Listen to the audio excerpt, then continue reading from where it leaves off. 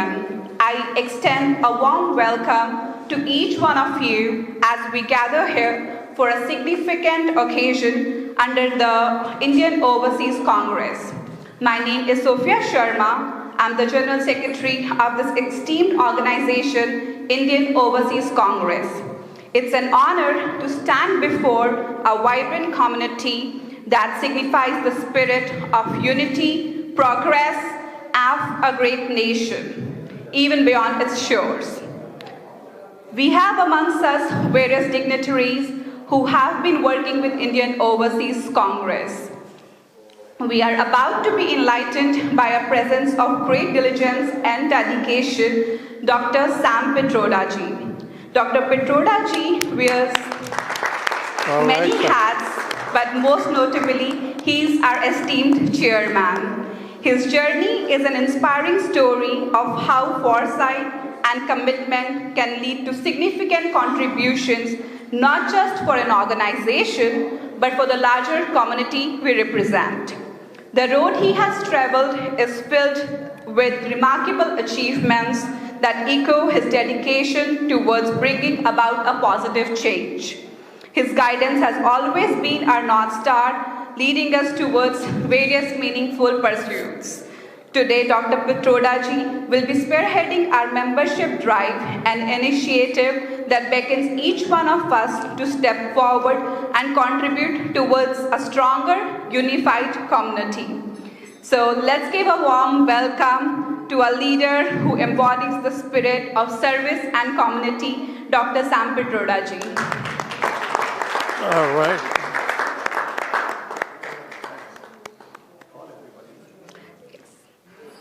Now I would like to request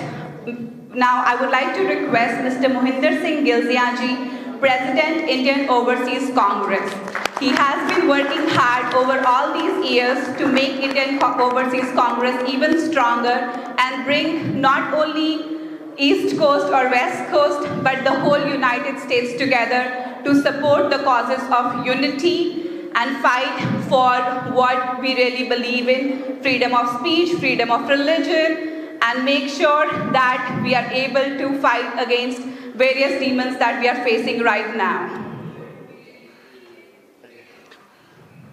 I would also like to request Mr. Gurpreet Singh Sabi ji. He is Chairman of Haryana Chapter, Indian Overseas Congress. He has also been working really hard in the Midwest area, and we are grateful to have him amongst us. All right. Now, I would like to request Mr. Iftikhar Sharif, the main person behind this event. He worked really hard to bring all of us together. He's a well-known community leader, businessman, philanthropist, FIA trustee, and even many more hats. He has been working really hard to make this event a success, and I'm grateful to have him amongst us. Thank you so much for your support to Indian Overseas Congress. Now, I would like to request Mr. Minhaj Akhtar ji to please join us on stage.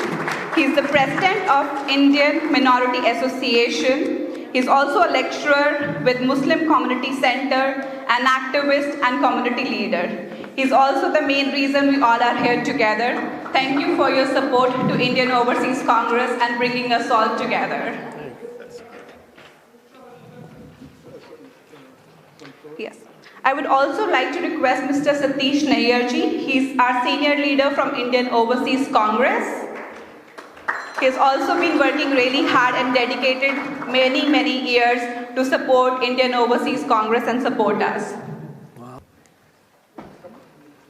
I would request Mr. Mohinder Singh Gilzia ji to please say a few words. Good evening, ladies and gentlemen. Our global chairman, Sam Pitroda ji, Sharif ji, Minhaj Akhtar ji, our General Secretary Sophia Sharma, Gurpreet Singh, Chairman Haryana Chapter, and Satish Nair, senior leaders from Kerala.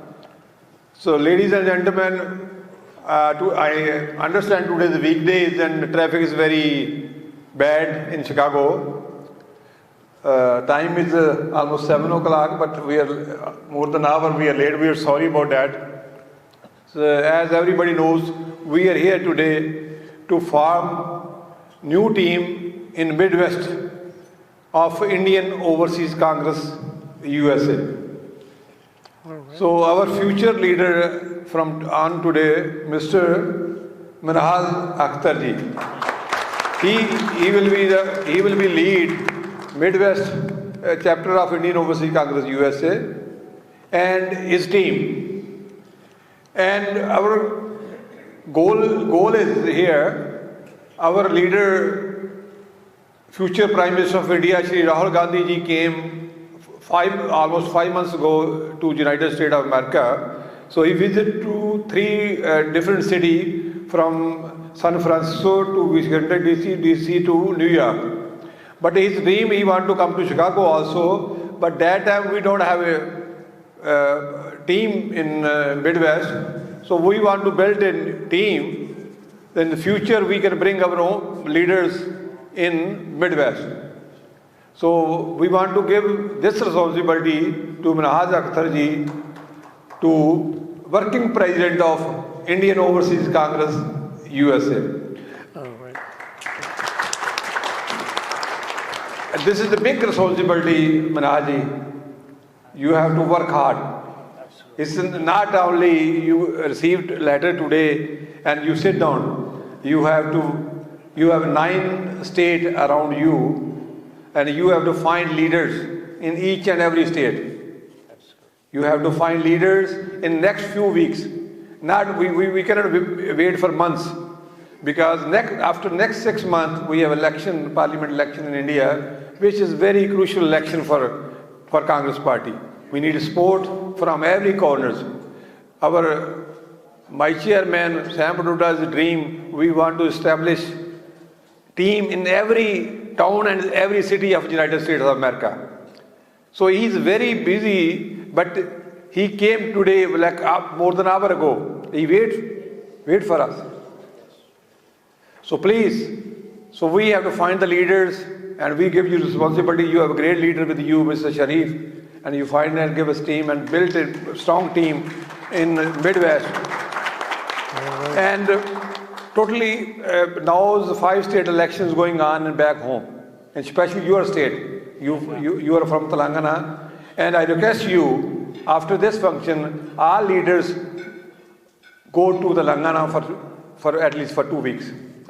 Find more leaders and go to Telangana and work for your state. Telangana state, our Congress party leader, Madam Sonia Gandhi, give this state to our Telangana people. Absolutely. So we have to give back to her. Sure.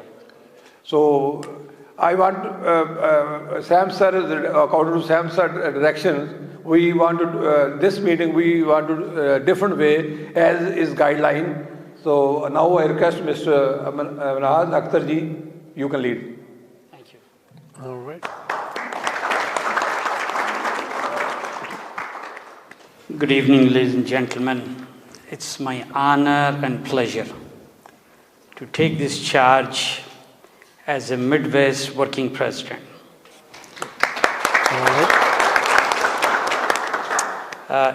This is not possible even in a short notice without the help of my elder brother, Mr. Iftikhar Sharif. You deserve it. He's not only elder brother, but he's the inspiration for Chicagoland area, for all the jobs we do. I've been representing Indian Minority Association since 2008. We do everything in Midwest, in whole Midwest. And also I'm a person representing Lakeshore Muslim Community Center since 1993 in Chicagoland area. So it's my honor and pleasure, like our president, national president, Mohinder ji, told us that we should go for 2 weeks. So we already planned for 15 days for Telangana. Even if we receive any orders, we will move on. We'll go to other states also, where we can speak in Urdu or Hindi or English. We are bilingual, thank God, that we can represent our people. Now, this is the most important for my state, that the Telangana was gifted by Sonia Madam with the closed doors. This is our job to give the Telangana back to her. Now, this is going to be it's not going to be bhashan in this event. We're going to connect with everyone whoever sitting here. This is the idea that come from Sam Pitroda ji. We're going to do something different. And all these questions, we have a volunteer. Whoever asking question, mostly Sam Pitroda ji is going to give that answer if he's in capacity, or anybody else. So not taking your long time, bhashan. Before we start that, I want to invite Mr. Iftikhar Sharif ji for a few words. Because without him in Illinois, it's impossible to do anything. He's a philanthropist. He worked tirelessly day and night. He already planned to go to Telangana. He already planned to go different states in India. So he is the man who always support Congress. He always permanently support Congress. Especially he brought Mr. Muhammad Azharuddin, the cricketer, the ex-MP, and he's going to be competing hopefully again if the orders comes in. So please welcome Mr. Iftikhar Sharif.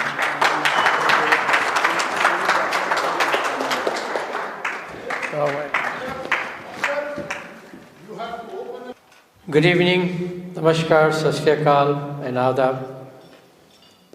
I'm so honored and privileged to have esteemed chairman of the Indian Overseas Congress with us, Dr. Sam Pitroda ji, who doesn't need introduction. You just Google his name, you'll get tons of pages about him. And of course, our US President, Mohinder Singh ji, Secretary General, and our own cities, Satish and Nair, and many of the leaders who are here. Mohinder ji, the people who have showed up today, they are leaders in their own capacity. They represent their own community, they represent Gujarati community, some Punjab community, Telugu community, and many more. Just like when I was in university, we had invited the Chief Justice of America. Chief Justice came, and there were only 3 people in the hall.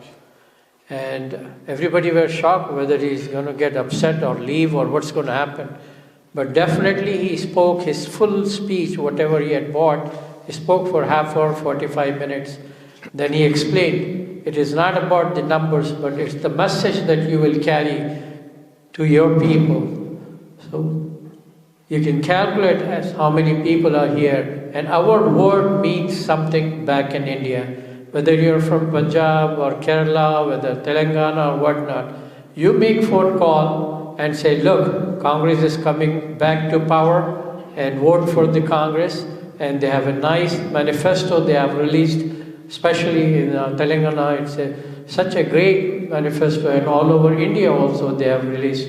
And you have seen the results of Karnataka with the nice manifesto, and same thing will swipe Telangana with winning back to Sonia Gandhi ji.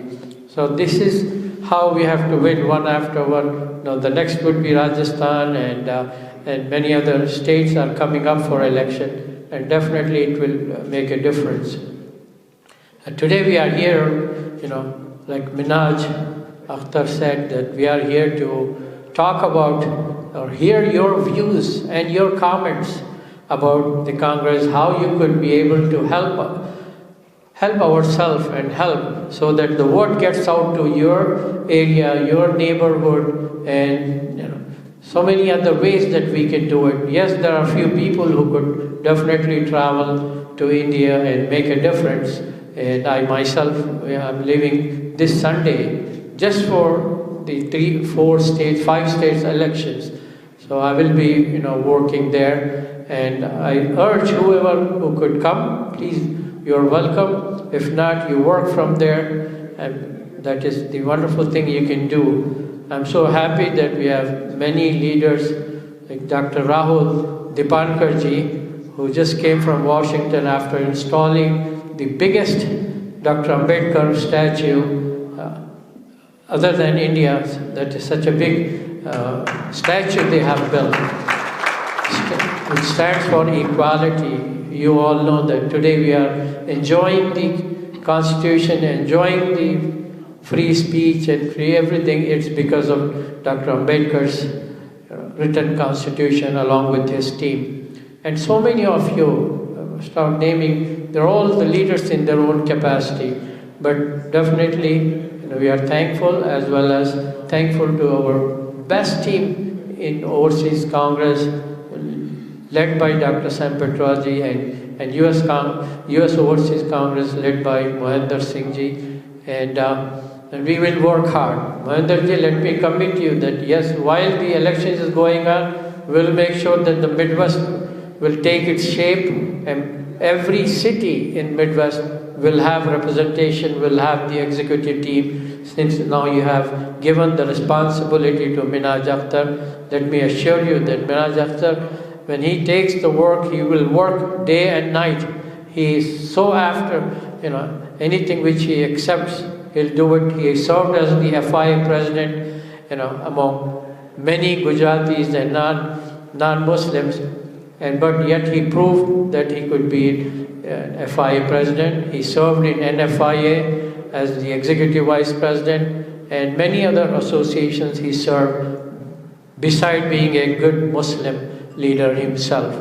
So when Mohinder ji called me and they said, we are looking for a minority person, since they have all the non-minority in the group, and then only one name came to my mind, who will not only spend his time and his dime, is no other than Minhaj Akhtar. He could do that, and he will make all of us proud by forming the different groups in different cities.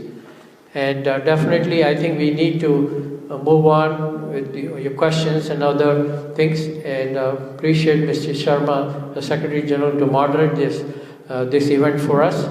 And thank you, and Jai Congress, Jai Bharat, Jai Hind. Thank you.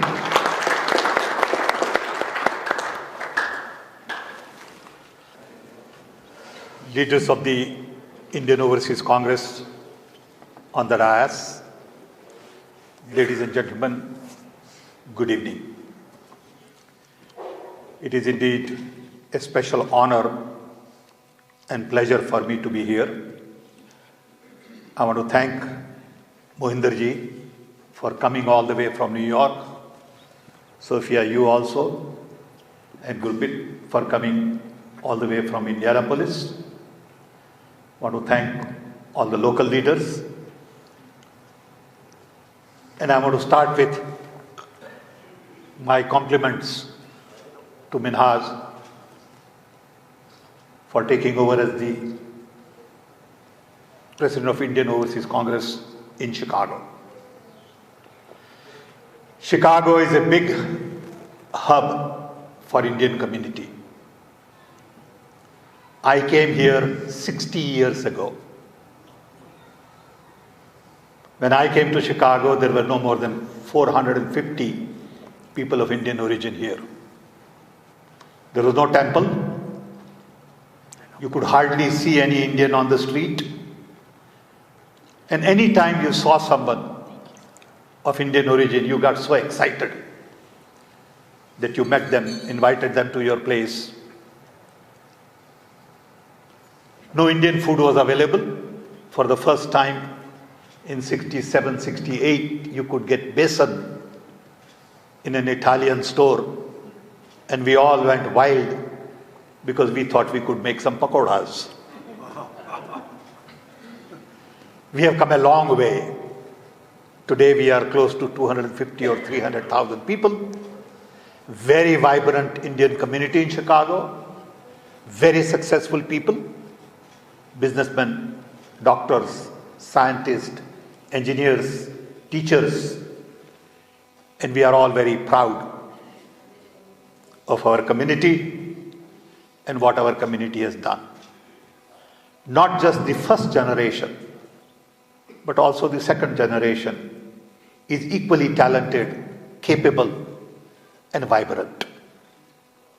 Now we have people in politics, banking, and all kinds of activities. As you know, some of our Indians run very large multinationals in the US, and India is pretty well recognized as IT powerhouse, technology powerhouse. We have something like 50,000 doctors of Indian origin in US. While all of this stuff is going on, I find that the world is in a mess. My sympathies are with the people of Palestine and Israel, where innocent people are unnecessarily being killed. Same with the people of Ukraine and Russia, mainly because global leaders believe that the only way to resolve conflict is to create violence. As opposed to focusing on non-violence as the means to resolve conflict, like Gandhiji had said, like what Indian philosophers believed in, from Buddha to Guru Nanak to Gandhi and many others. World over, violence is seen as an instrument to resolve conflict. So I am very unhappy as to what is going on in the world. I am very worried. I am equally worried about what is going on in India. I am concerned because the polarized politics of the last decade has really divided Indian communities. India is all about diversity, inclusion, love, democracy. India is all about freedom, justice,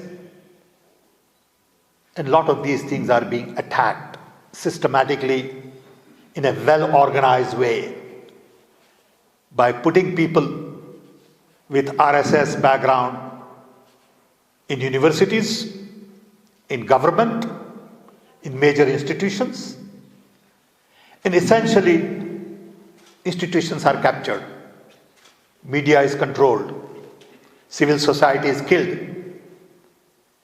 and I worry about all of that. And that's where the idea of Congress comes in. Congress is an idea that really fought for free, independent India. And that idea is being attacked. Normally, I am not very active in politics.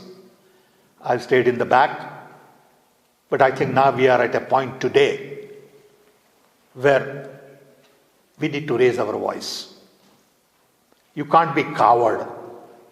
You got to have courage to stand up and say things that need to be said. Some people may not like it, but if you believe in something, if you are convinced, you got to really move forward. So we are trying to do as much as we can under the leadership of Mohinderji Gill in the US. Similarly, Indian Overseas Congress has chapters in 32 countries, and Rahul and I decided to take on a tour where we went to England first, spent 3-4 days, then he came here, we spent 5 days here, 2 days in Silicon Valley, 2 days in Washington, and 2 days in New York. Then we went to EU, where we spent a day in Brussels, day in Paris, day in Netherlands, and day in Norway. We'll take another trip very soon, perhaps to Asia Pacific. And the message is really to educate and inform people about what is going on in India and mobilize communities like this, where non-resident Indians can begin to touch base at home to explain to their own families and friends as to what is going on and what should be the right path. As mentioned earlier, there are 5 elections in the states, and these elections will really dictate the kind of mood that we create for the national elections in mid-2024. 2024 will essentially dictate the destiny of a nation of 1.5 billion. Either we go one way, based on religion, fundamentalist, polarized politics, control, hierarchical system, and more like a dictatorial mindset, or we go with more democratic, decentralized idea of a country which belongs to everybody, where minorities are well respected, and the conversation has already begun on OBC, Dalit, tribals, and others. So today, first we thought, between Minhas and I, that we will have a little conversation, but looking at the setting, I thought I'd talk a little bit about the overview, and then we can move on into a conversation. So the idea was to set the stage that the world is at crossroads. India is equally at crossroads. And these are very difficult times that human civilization is going through. Part of it has to do with, I believe, hyperconnectivity. Recently, I've been reading about what happened after a nuclear bomb was invented, how Einstein and others set up a group to focus on forming world government because they were concerned that the humanity will be threatened with nuclear technology. I believe there is another time right now with AI that again humanity is going to go through a major transformation if we are not careful with what we do with these technologies. In light of all of this, we need to put India back on track. And that's why we are here for. Thank you, Minhas. Now we can have a conversation.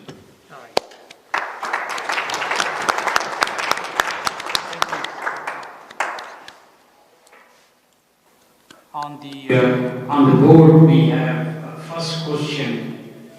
It's going to be like a fire chat. The first question requested from Sayyid Ilyas from the crowd.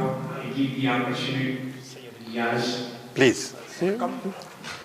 Or Or you can come here, or yeah, I think it's better that you come here because, and the next person should really be here rather than wasting time.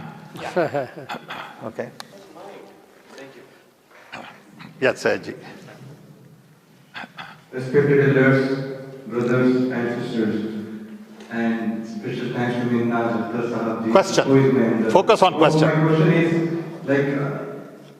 I wish all of you a very happy evening for Indian Overseas Congress Midwest because we got the opportunity to join you.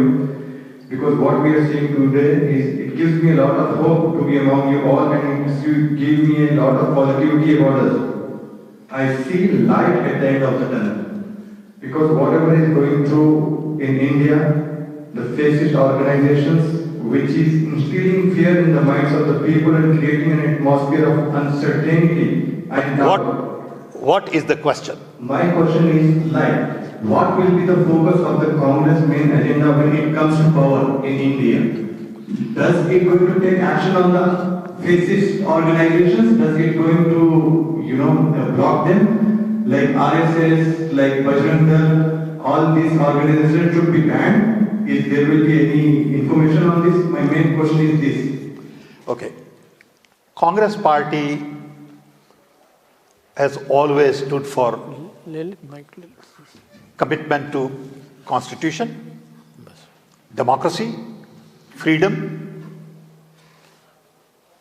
If Congress party comes to power, Congress party will spend all the resources to put our institutions back on track, free up media, improve security.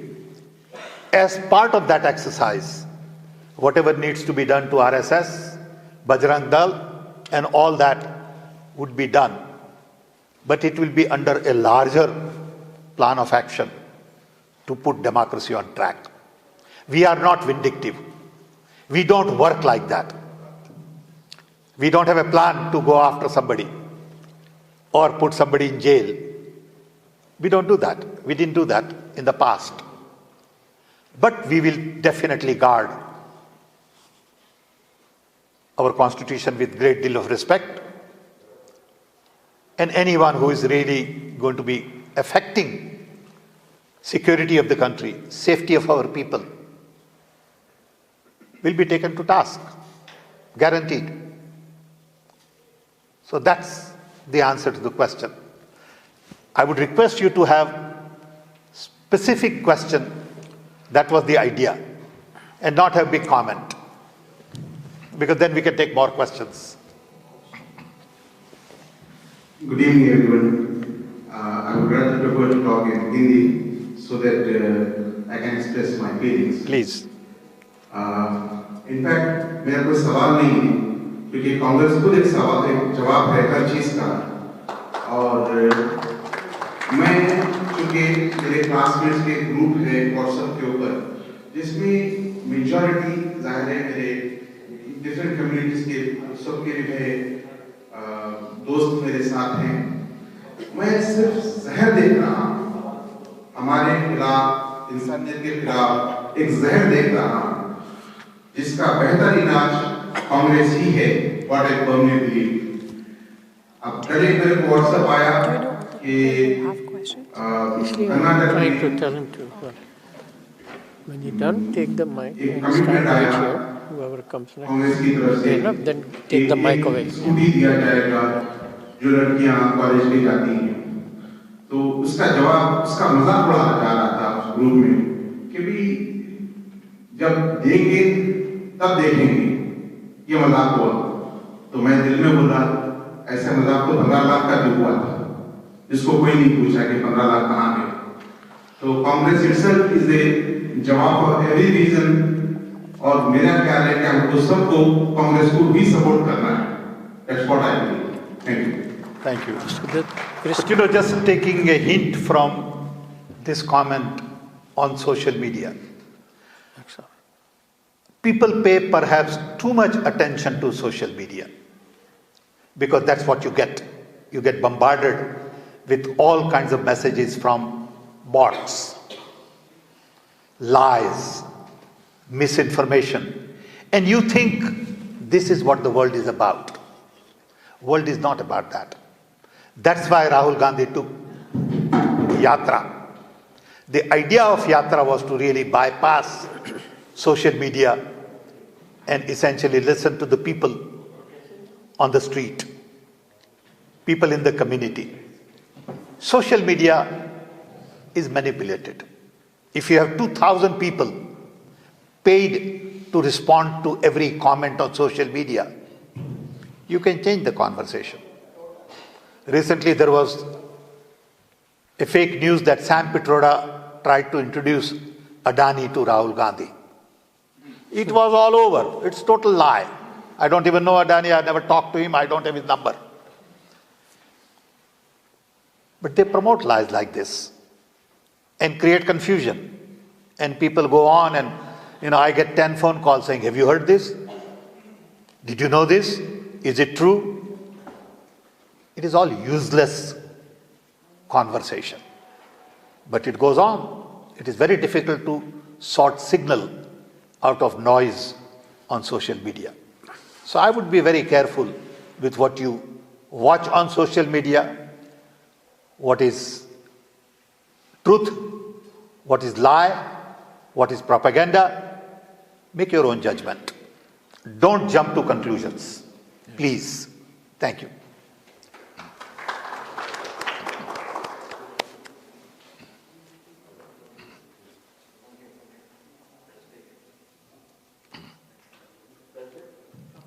Boliye?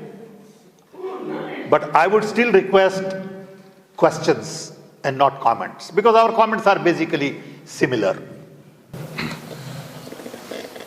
Thank you, Pitroda and Etabai. Thank you and congratulations for organizing this. And you are the stump of the society around here, and we really appreciate your efforts. I really want to thank him, you, your family. It has been a wonderful, wonderful time of change with negative and positive effects. But I'm not going to go into that. I only want to ask two questions.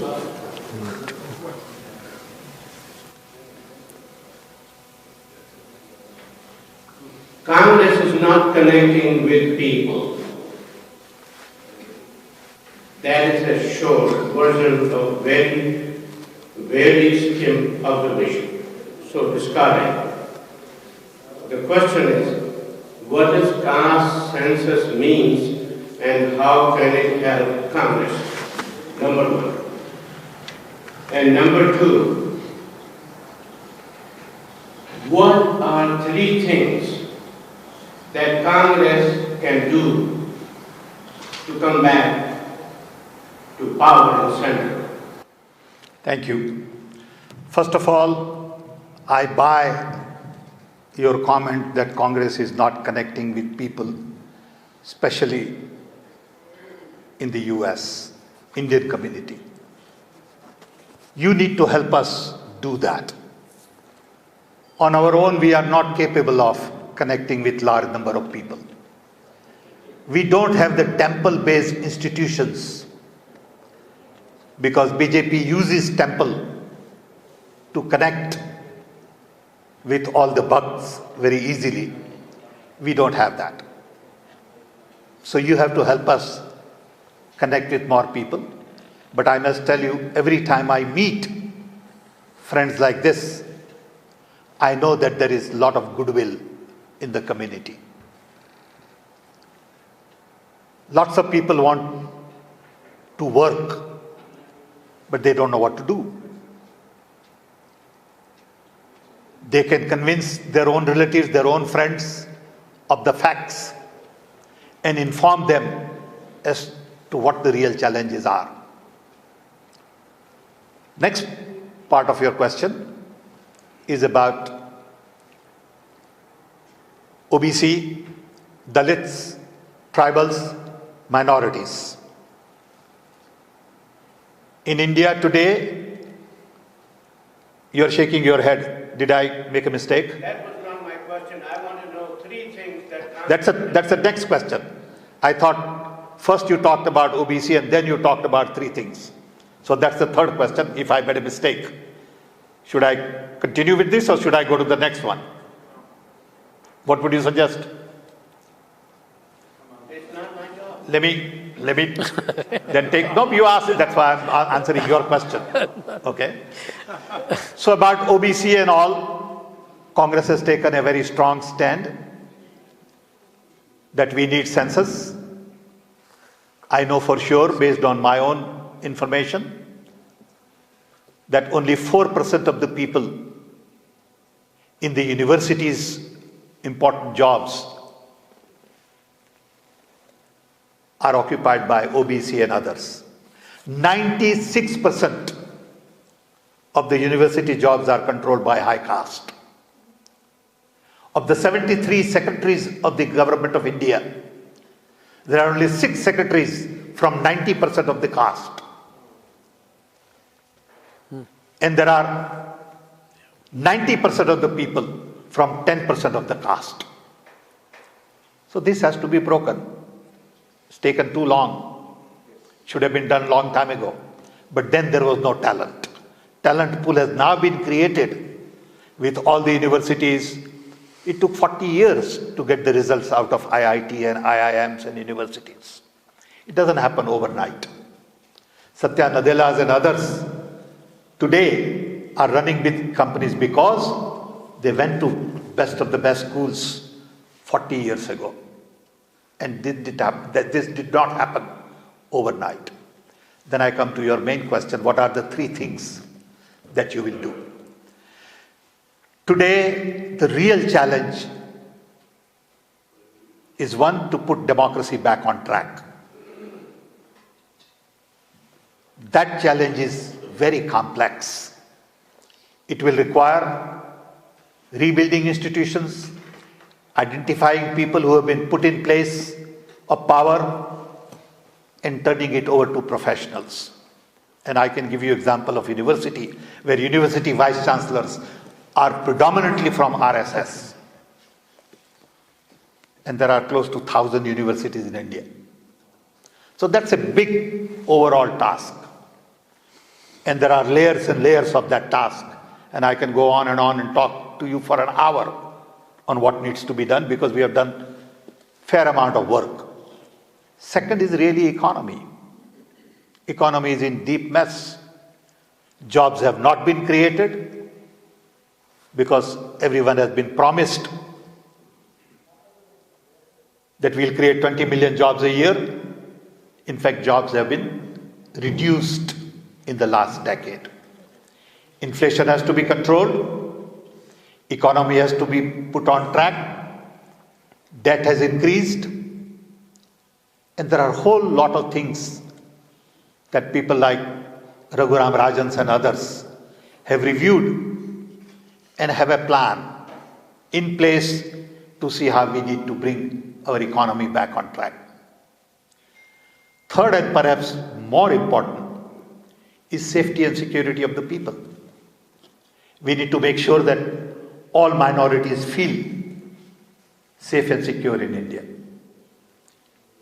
Whether it is Muslims, Christians, Jews, Sikhs, or anybody, they all need to feel that they are very much part of the mainstream and are not being sidelined. These are very complex issues. We have a plan. It will be articulated in the manifesto, which will be debated, discussed at various levels. So it becomes everybody's plan and not just one or two people's plan. That process normally begins 3 or 4 months before elections. A lot of data already exists, and there are a lot of capable people in India who give their input. Don't underestimate the talent pool that we have. We have lots of good ideas. We don't do a great job in execution, but the ideas are around. So if I have to answer to you in terms of 3 things, I would first say, put democracy back on track. To me, that is the most important thing. And that includes free media, includes institutions restructuring, and includes role of civil society. Today, civil society is basically killed. Then next would be economy. Jobs, inflation, and a whole lot of issues which relate to growth, prosperity. And third would be safety, security, relationship with neighbors, all of that. And there are 12 other things, whether it has to do with education, health, infrastructure, communication, all of that. Energy is being thought through. Thank you. Okay. All right. Any questions? I could ask Sam if there's more questions or you. Please. Please. Good evening, everyone. मैं मेरा सवाल ये है कि जब से BJP government आई है India में, खास तौर पर ट्रिपल तलाक हो या हिजाब का मुद्दा हो, ज्यादातर माइनॉरिटीज पे टारगेट बहुत किया जाता है। तो एक राहुल गांधी साहब है जिसे एक उम्मीद है कि आने वाले वक्त में हिंदुस्तान के हालात बेहतर होंगे, एक रोजगार मिलेगा नौजवानों को, एक अच्छी एजुकेशन होगी। ये जो आजकल के तंजीम है कि एक माइनॉरिटी को ज़्यादा टारगेट किया जा रहा है, ट्रिपल तलाक के नाम हो या हिजाब का नाम हो या फिर बोझ का हो, तो कांग्रेस आने के बाद इस पर क्या वर्कआउट किया जाएगा? जो ये इम्प्लीमेंट बीजेपी गवर्नमेंट आई इस पर स्टे लगाया जाएगा। और मेरा ये सबसे बड़ा क्वेश्चन ये है, हमने काफी बार से देखा हूं कि हिंदुस्तान की मेंबर ऑफ पार्लियामेंट में मुस्लिम पार्लियामेंट एमपीज बहुत कम है। तो कांग्रेस आने के बाद, कांग्रेस जब इख्तियार में आई, हमेशा से यही कहते बीजेपी हो या कांग्रेस जो भी सरकार में आते हैं तो हमारी माइनॉरिटी में मेजॉरिटी बहुत कम है। तो इस बार हमें जरूरत है कि सियासी पॉलिटिकल बैकग्राउंड हमारा हो, हमारी भी आवाज हो। हम तो साथ है, कांग्रेस के साथ है, लेकिन हम साथ में रहना भी चाहते, मेंबर ऑफ पार्लियामेंट हो या राज्यसभा हो। तो अब आने वाले इलेक्शन में कांग्रेस कितने मुस्लिम्स को मेंबर ऑफ पार्लियामेंट और राज्यसभा की टिकट दें? 300 से ज्यादा है, तो उसमें से 60 और 70, 50, आपका इस पर क्या आंसर है? मैं उम्मीद रखता हूँ कि आने वाले हालात कांग्रेस के साथ हिंदुस्तान के बेहतर होंगे and we hope for the best. इंशाल्लाह अल्लाह सुब्हानहू व तआला bring peace in our country and may Allah protect all of us from this evil government because they are सबके लिए बेकार है।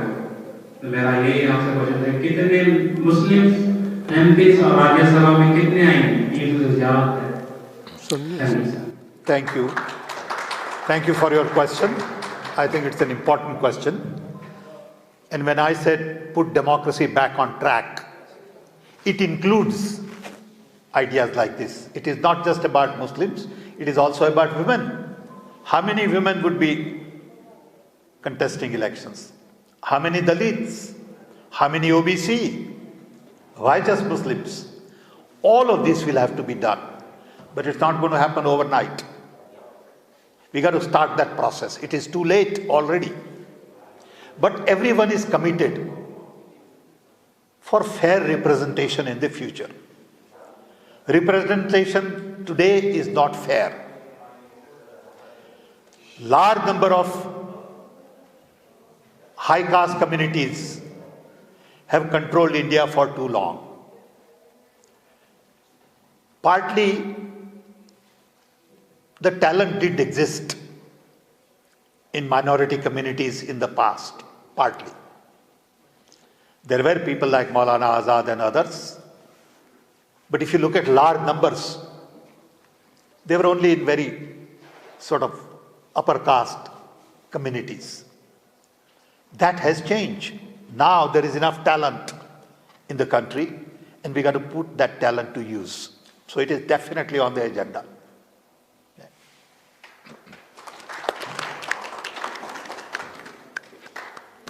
Good evening. My name is Vasan and I have a question. In the past, Congress government, we never had these events, but recently I just checked Google. In Google it says there were 249 churches were burned in the month of May within 36 hours. That has never happened in the past in the Congress government. And I want to know if we are going to take back our culture back and maintain our beliefs.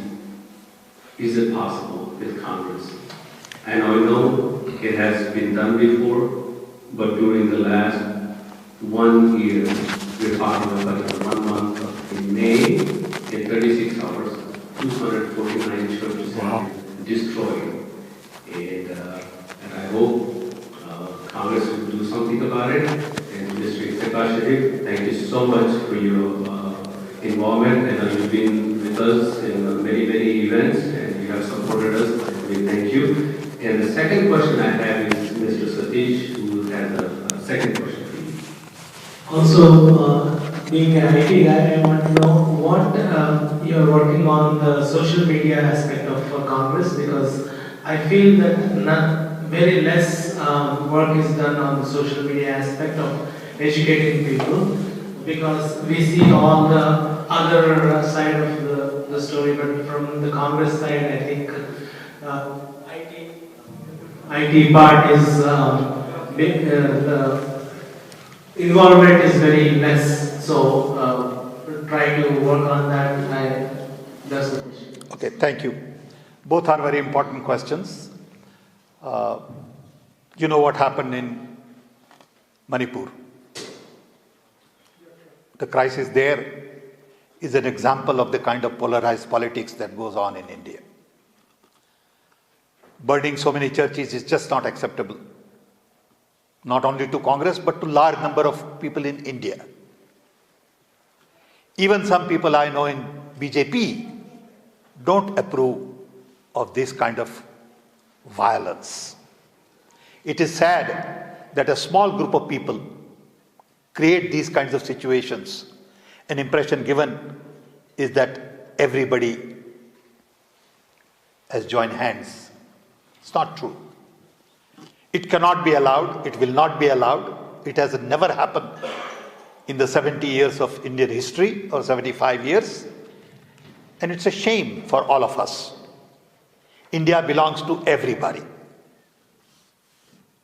When I go to Goa, I see the proud churches. When I go to Kerala, I see mosque and church and temple right side by side. That's the India we all grew up with, and that's the India we cherish. So I sympathize with your concern, and I want to assure you that Congress will do whatever possible to make sure that these kinds of things don't happen. On the IT question, it's a myth that we don't have IT capabilities. Let me tell you, because I am in deep of it. I deal with it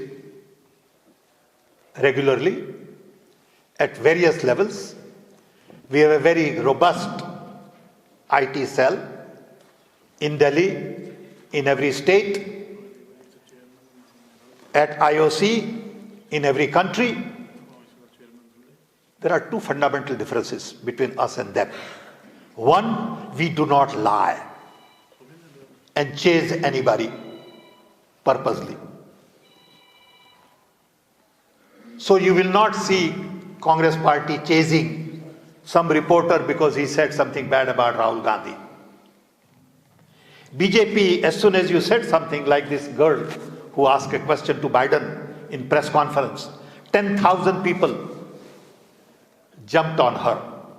And all you see in the social media is that news. So you think they are very active.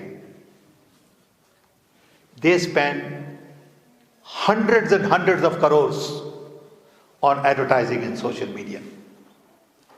If our budget is 10 crores, their budget is 500 crores on social media. We know it. I know it. Okay? I'll give you one example. During last election, Ahmed Patel and I had worked on some advertising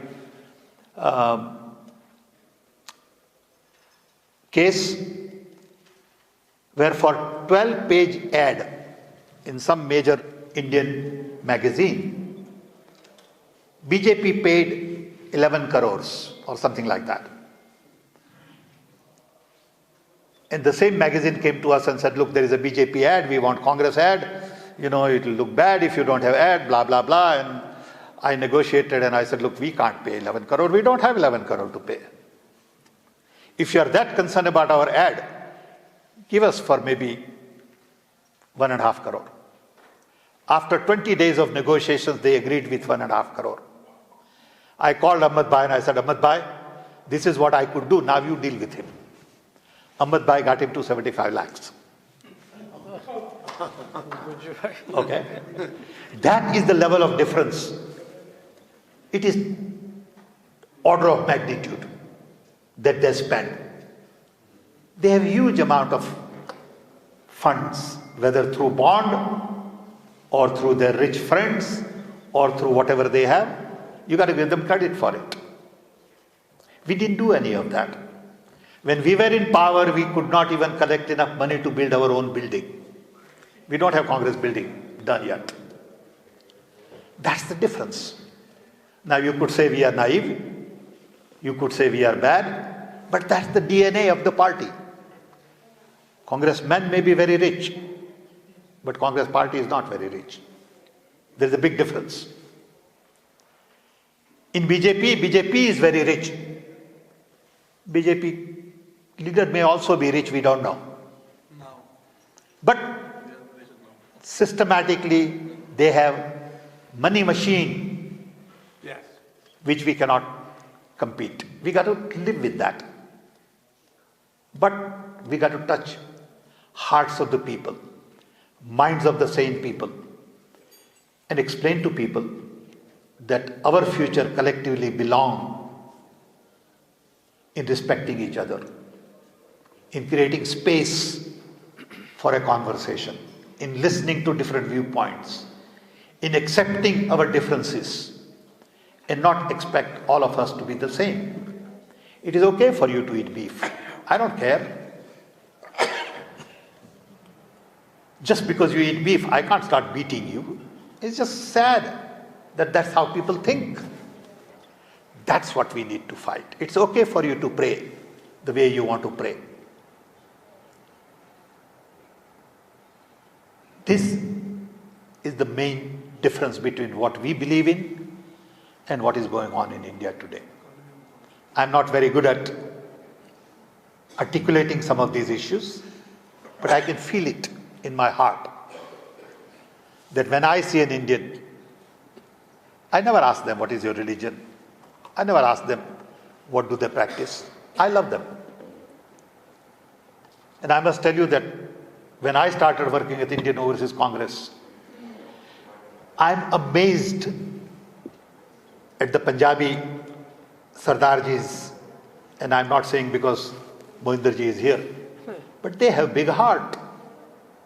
I'm telling you, everywhere I go, there are 10 Sardars.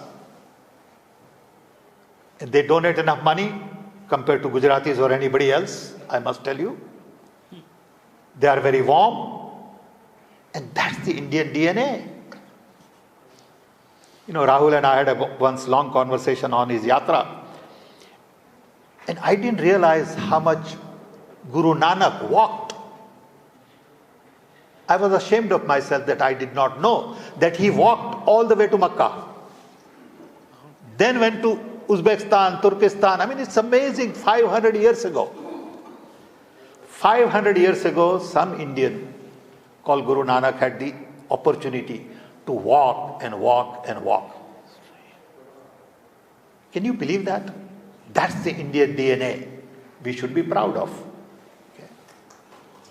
People don't understand this. Buddha did the same thing. That is the India I believe in. I don't believe in India which says it is only Hindu India. Nobody else should have the same respect. I cannot stand that. And that's what we are fighting. Okay? Anything else? I hope this format is better than giving a lecture. Recently there was a statement from Mr. Stalin of Chennai. He condemned Sanatani very badly and openly. Why we have not seconded him? We support him. We have. In thousands of years, nobody has dared to speak like that. You see, yeah, this is a very complicated issue, though I'm not qualified. because I'm not a religious man. I don't pray. I'm not, I don't go to temples, but I'm supposed to be Hindu. I have outsourced religion to my wife completely. Okay, and she does a great job, so I don't interfere. But the basic question we have to ask is, who are Hindus? Who are these Brahmins? Where did they come from? Original Aborigine Indians were Dravidians. They were the dark people in south. They were the original. Of course, they all came from Africa. But they were settled there for a long time. And then came people from Iran, people up from north, through Afghanistan and all. They settled in India, they became Brahmins. I'm reading a book right now written by Phule. Phule, 150 years ago, wrote a book on slavery. And it talks about this whole business of foreigners coming into India and controlling local Indian population and coming up with all these stories about religion. And they are the Brahmins who controlled India for thousands of years. I don't know the facts. Okay. This is history, as seen by somebody. But the fact today is, a handful of people dominate Indian scene. And we are not giving equal opportunities to others, and that's what we are fighting. Forget about what happened in the past. Yes, sir. My name is Rajaullah Quraishi. I have been here almost the same number of years as Pitroda ji, 58 years. And you are 4 years older than I am, and you look damn good. First time I met Pitroda ji was in 1970, Indian Secular Society. There was a meeting, small meeting, and I took a guest from India to speak there. First of all, a disclaimer, I have a little hearing issue, so with this echo, I'm not able to catch everything what is being said, so if there is a duplication, please pardon me. As we know that democracy functions on the most important thing in democracy is the opposition, the role of opposition.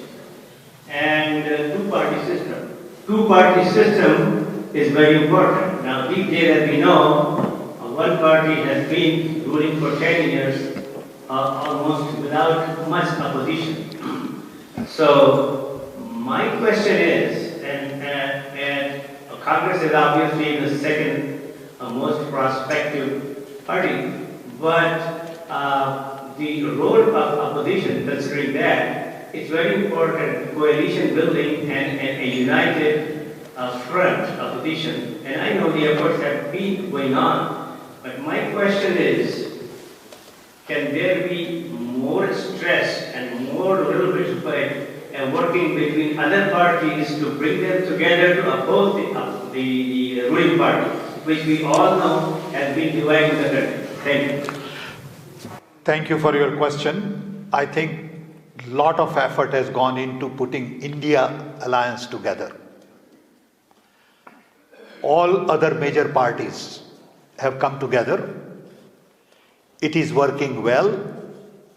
I've been talking to a lot of people there and some of my colleagues, and everyone is upbeat about India alliance. If India alliance can come together in terms of selecting seats where they have unified candidate, 1-to-1 against BJP, election results would be very different. Because 60% of the people don't vote for BJP. Only 40% of the people vote for BJP. Remaining 60 get divided into multiple parties. But if these parties decide to have one candidate, victory is assured. And that's going to be the challenge in this election. Okay? I assume many of you are hungry, but Last question. My question is about Manipur. I really appreciate the first leader, Rahul Gandhi, went mediate and he consoled all the Christians, two different groups. What is the outcome of the Manipur will be if Congress will be ruling? That is number one. Number two is, what is the assurance that given in other states for the Christians especially? I see Kamareddy, Nizambad, even Hyderabad. In Telangana area, I don't even see two or one Christian candidate in MLA seats. First of all, Manipur would be put on track. This is an environment that polarized politics has created, where you hate Christians, where you hate Muslims. It's the environment of hate. I mean, recently I was just reading or seen somewhere that in Gujarat during Garba, now they will not allow Muslim to take Garba. I mean, what kind of an issue is that? We grew up in Gujarat where everybody took Garba. All Muslim girls and boys joined us as if it was everybody's affair. Okay. No one ever thought in my generation that you will prevent Muslim girl who is a friend of your sister not to take part in Garba. That's the level we have gotten to. And that is just not acceptable. They are our children. You know, when we came to US, my mother stayed in a small little village by herself. She didn't want to move for a while. And the people who gave her company were two Muslim girls who lived right in front of our house because they didn't have TV. My mother had TV. So these two girls will come and sit with my mother all the time. It's just a normal thing to do. No one ever thought that they are different. That's what has happened in the last 10 years. Okay? And that has to change. If I have a friend, George, I never even think that he's Christian. He's George. He's my friend. All of a sudden, in one decade, it has changed. Everybody is conscious of your religion, what you eat, what you practice. That's not the India we lived in. Yeah? Sardar was an uncle to everybody in the neighborhood. Nobody thought that he's a Sikh. He's an uncle. That feeling has changed. And that's what is hurting India. That's hurting our jobs. That's hurting our security. That is hurting our peace. That single element has to flip. And that flip can come only from your heart. You have to feel that this must change. And it will change. Thank you. Okay? Last question? Last. Okay. Boliye. I congratulate you, sir. This summer you have received Mr. Rahul Gandhi, sir, and it was a very successful event. Thank you for that. And we are friends of Mr. Minaj Mukhtar Sahab. We call him Jamil Bhai. Good. Okay. So we thank you for giving him the post. Thank you. We are counting on him. We are counting on him. Yeah, okay. So he is actually representing a lot of people here in Chicago and way back in Hyderabad also, because we have a lot of companies here. And we hope this coming elections of Telangana, Congress will do much better, and the opinion polls are very positive. Inshallah, we will do very good, and we hope we will win there, sure. Great, thank you. Know Minhas for quite some time. I've known him in Chicago. We have met before, and I'm delighted that he has agreed to take on this challenging task. It is going to be difficult because everybody is too busy doing their own thing, And I think it is time for someone to take the lead in Chicago to bring our community together. Okay? Say it again. Of course, you have to support him. Okay, that's why he's there. He has all my support, I can tell you that, and Mr. Gill's support. Okay? So we have to issue the letter. You have a question? Hello? I have a request. Request or question? A question but a request. Okay. A small request. Jaldi. I've been with the Indian community for 30 years. I've been to many functions. I represent BJP, I represent Congress, I don't represent Hindu, I don't represent Christians, I don't represent Muslims. But I represent a very small minority in the United States of America. And the minority is Indian. I'm a United States military veteran. I started in the United States Army and I started in the United States Air Force. When I wear a uniform, they don't see me as a Hindu, Muslims, BJP, or Congress. They see me as Indian. And the problem is, wherever I go in every function, they talk about we have lawyers, businessmen, but one conversation they never include is that we have United States military veterans, they're Indians. And we are a minority. Thank you. And I want to make sure that IOC and BJP changes their speeches and involve U.S. military as being Indians. I would say today, on behalf of IOC, why don't we make you in charge of dealing with all the, veterans, all the people in the army and military in US. Okay, take charge. Work with him. Okay, thank you. Please.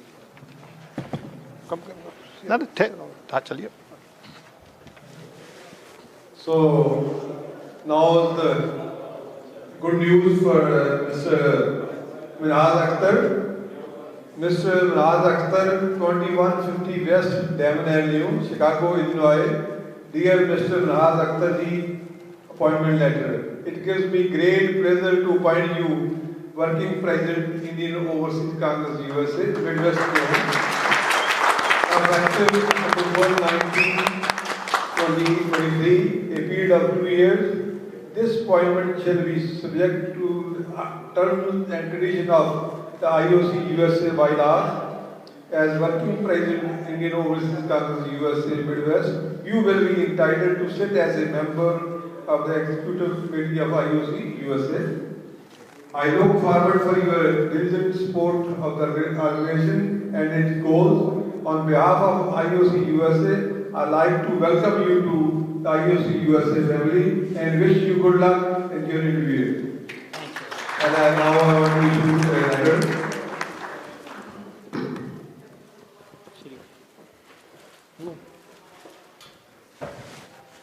Great. Thank you. Congratulations. Lijiye. Thank you. Okay. We need one group picture. Please join for us for 1 minute.